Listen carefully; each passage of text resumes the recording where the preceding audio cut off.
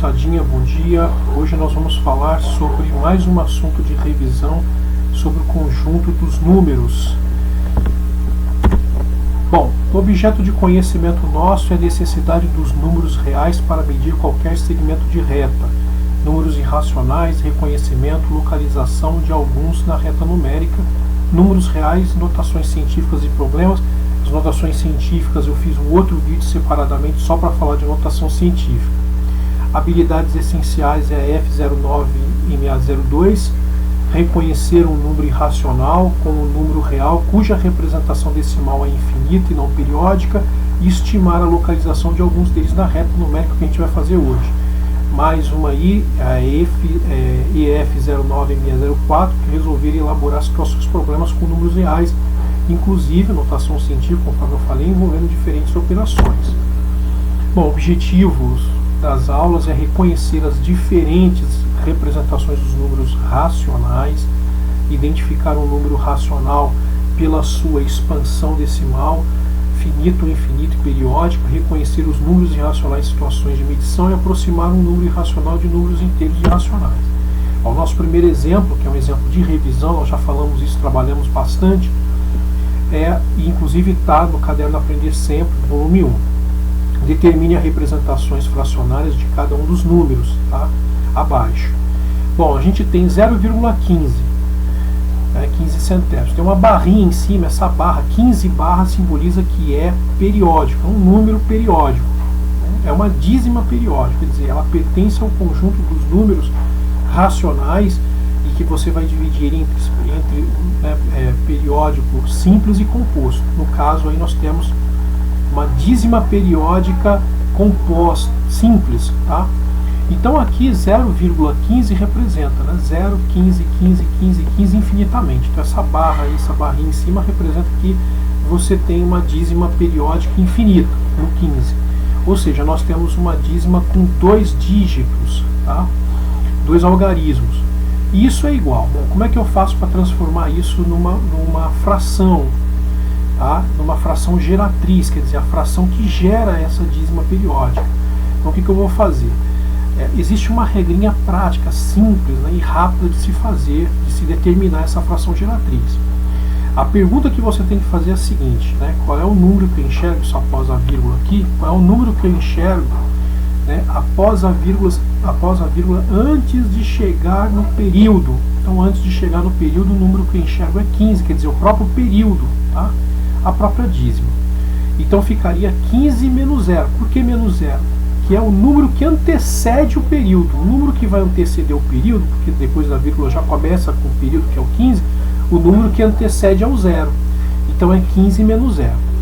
E aí você vai passar um tracinho da divisão, e esse tracinho da divisão, na verdade, representa, né, vai representar tantos noves quantos forem os números de algarismos da dízima periódica. Então aqui nós temos 2, né? O 15, o 1 e o 5. Então vai dar 9, 9, tá? Então 15 sobre 9, 9, porque é tantos noves quantos forem os números de algarismos ou de dígitos.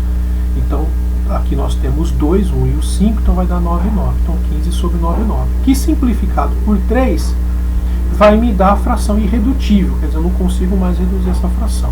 5 sobre 33, ou 5/33 avos.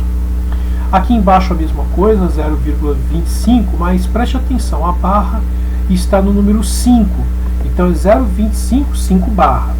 Esse 5 barra vai representar que você tem uma dízima periódica composta, e o período, na verdade, né, a periodicidade vai aparecer no número 5, que é infinito. Olha, aí você pergunta, após a vírgula aparece o número 2. Esse número 2 aí, ele na verdade vai representar a dízima periódica composta, porque a composta vão aparecer números que não fazem parte do período, que a gente chama de um número estranho. Ele é um número estranho porque ele não faz parte do período. Bom, ele não vai se repetir. Pode aparecer mais de um, tá?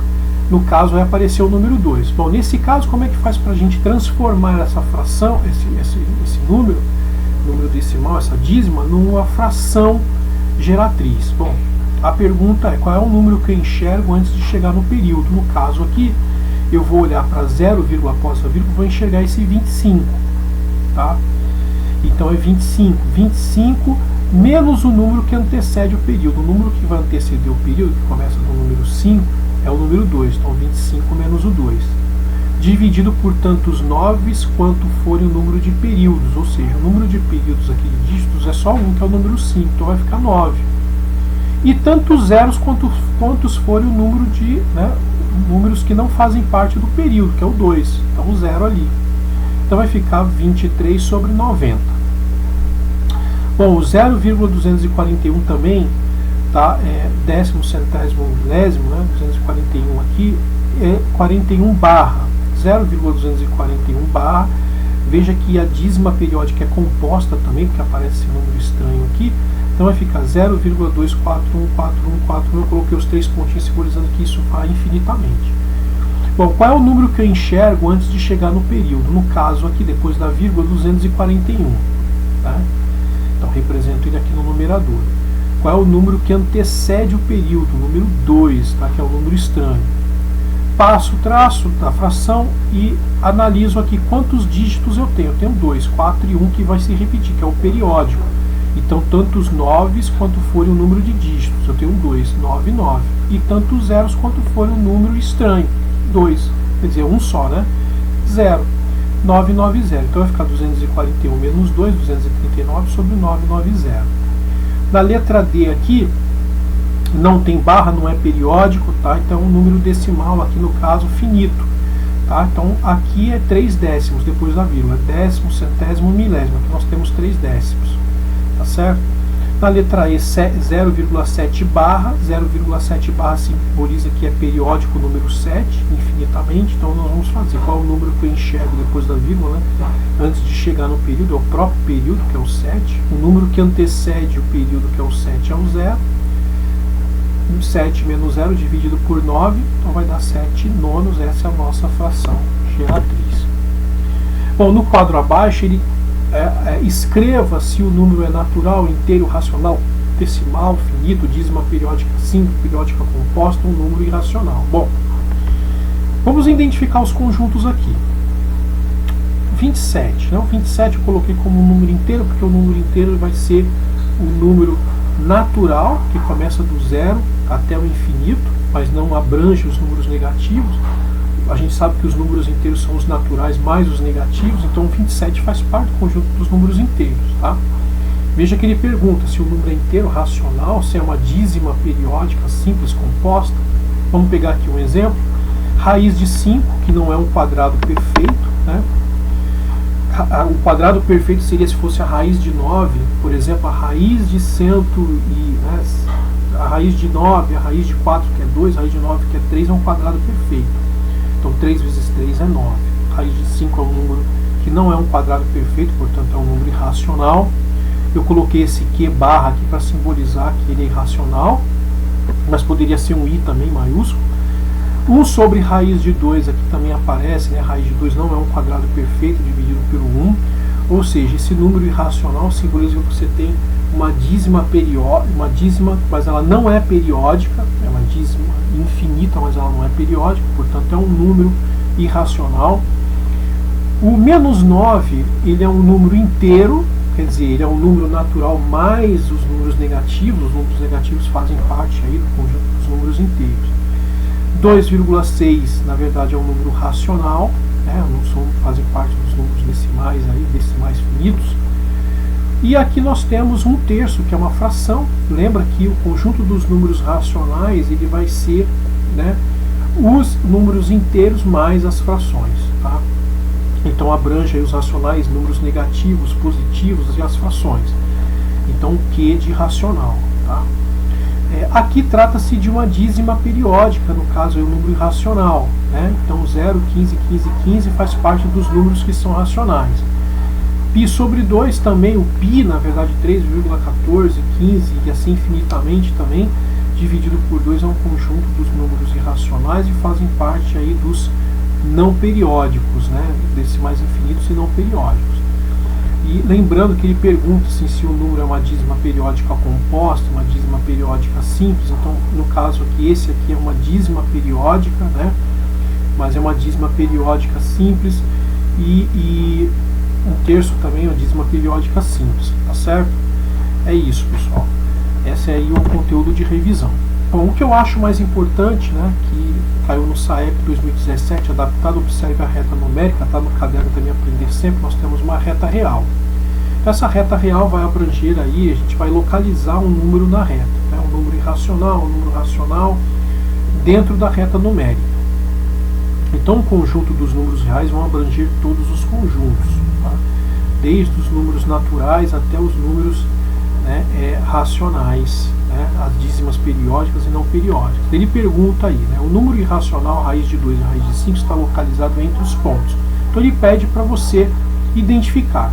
Bom, se você não tiver a priori aí uma calculadora, né, eu sugiro que você extraia a raiz quadrada no caso do 5 ou do 2. No caso eu vou pegar do 5, você calcula depois a raiz quadrada de 2 tentando aí. Bom, o que é importante a gente saber? Nós temos o 5, a qual nós queremos extrair a raiz, tá? Então a gente vai fazer uma espécie de algoritmo aí, ó. O 5, aqui no caso desse lado, essa barrinha, né, é a raiz, e aqui embaixo, na verdade, é o dobro do número que encontramos na raiz. Quer dizer, o número que você encontrar aqui na raiz, depois eu vou falar para você como é que você encontra esse número na raiz, você vai descer esse número como dobro para poder continuar calculando essa raiz. E aqui, no caso, a gente começa, né? Então, raiz de 5. Como é que eu faço para calcular a raiz de 5 para localizar ali na reta numérica? Existe uma regrinha prática, né? Por exemplo, você trabalhar com os quadrados perfeitos. Então, você sabe que a raiz quadrada de 1 é 1, a raiz quadrada de 4 é 2, né? Então, e a raiz de 9 é 3. Então, na verdade, a raiz de 5 estaria ali entre a raiz de 4, que é 2, entre 2 e entre 3, que é a raiz de 9. Tá? Mas, para ser mais preciso, né, para você não colocar só o ponto ali na reta tentando identificar, a gente pode extrair a raiz. Bom, como é que eu faço? A raiz de 5, eu vou ter que encontrar um número que, multiplicado por ele mesmo, se aproxime do número 5 ou seja menor do que 5. Não pode ser maior, né, porque eu vou subtrair, vou tirar a diferença. Bom, 1 vezes 1 é 1, né? 2 vezes 2 é 4, então eu tenho um número já que se aproxima, aí no caso de, se aproxima de 2, né? Então, se aproxima de 4, 2 vezes 2. 2 vezes 2 é igual a 4, né? Esse número 4 eu vou colocar aqui embaixo, então 5 menos 4 vai dar 1, tá certo? Porque 1 vezes 1, há de convir comigo, não vai, né, não se aproxima muito, é um número muito pequeno, né, para subtrair de 5. E 3 vezes 3, a gente sabe que é 9, passa de 5. Né? 3 vezes 3 é 9, passa de 5, não vai dar certo. Bom, então eu fico com 4. 5 menos 4 é 1. Só que aí, veja bem, pessoal, na hora que eu descer esse 2, que vai ficar como 4, tá certo?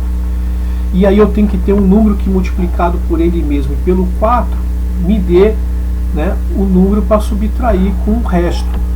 Só que o resto é 1. Como eu tenho que continuar calculando a raiz, eu não consigo mais calcular a raiz, porque é um número menor do que 2, eu vou trabalhar agora com números decimais. Como é que eu faço isso?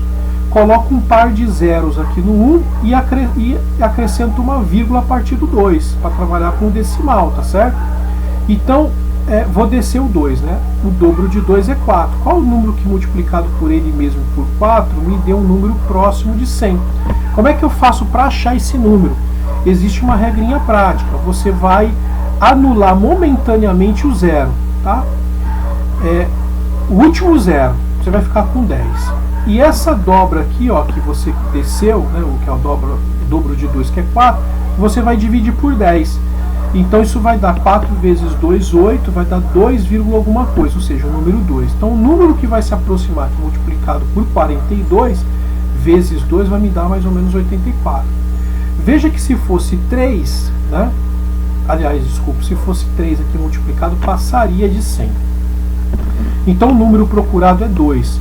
Lembrando, né, eu cancelo momentaneamente aqui, por enquanto, o 0 e fico só com 10. Divido 4 por 10 e acho o número que, multiplicado por 42, né, quer dizer, o 2 aqui dobrado, vezes o 2, então vai ficar 42 vezes 2, me dê 84. Então esse é o número procurado.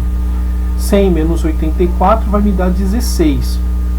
Veja, mas aí no caso, né, eu já coloquei aqui o 2, coloquei a vírgula, tá certo? E aí, tá?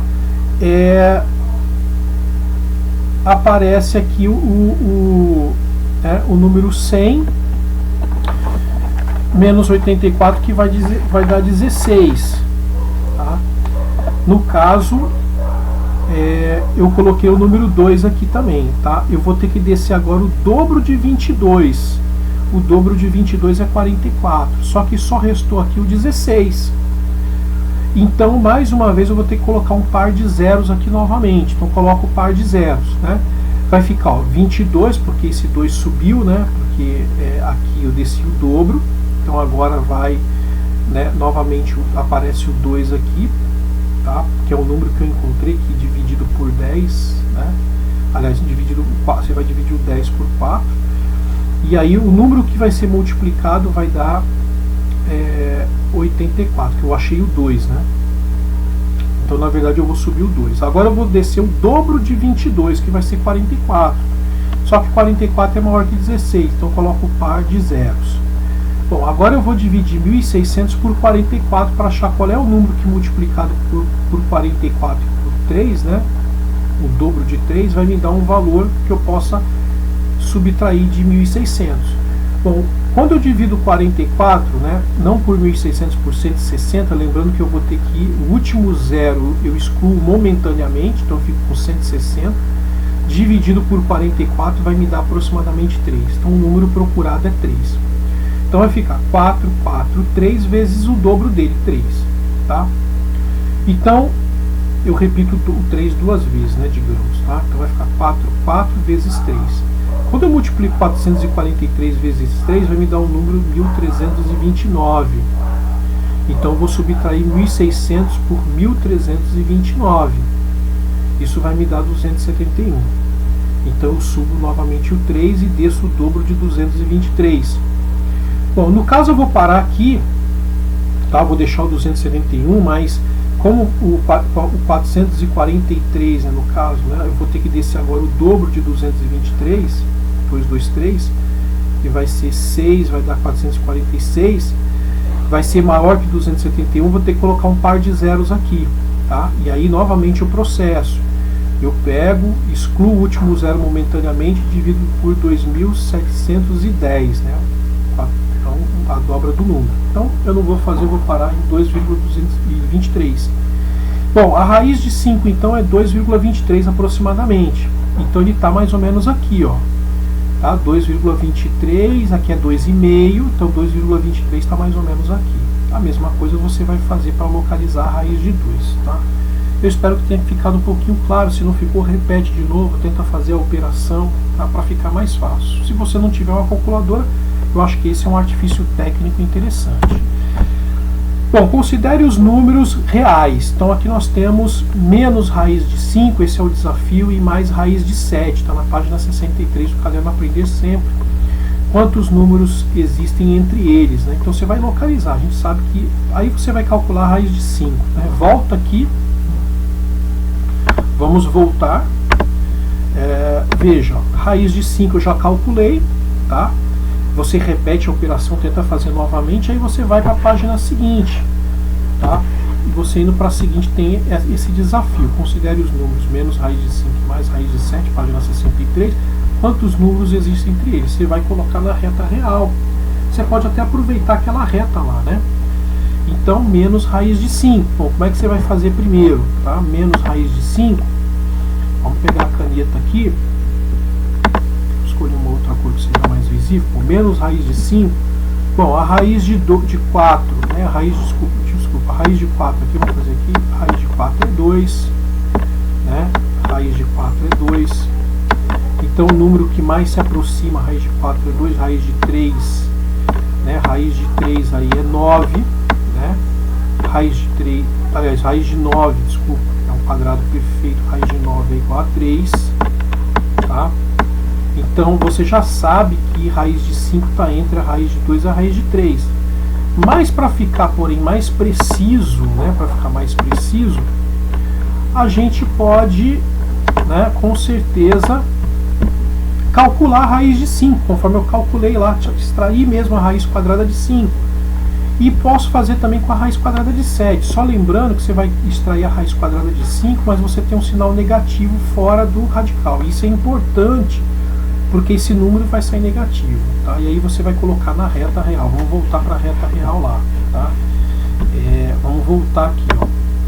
Essa aqui é a reta. Tá? Você pode repetir essa mesma reta aqui. Né? A raiz de 7 vai estar mais ou menos também, porque a raiz de 9 é 3. Então ele vai estar compreendido entre 2,5 e 3. Né? Então, dá para você repetir essa mesma reta real e localizar, né? Mas aí você extrai a raiz de 7, extrai a raiz de 2, extrai a raiz de 5, vai trabalhando com esse sistema de raiz, tá bom? Para ficar mais fácil de você localizar. Deixa eu apagar aqui. Espero que vocês tenham entendido, pessoal, essa pequena revisão, tentando fazer um slide mais curto possível, tá bom?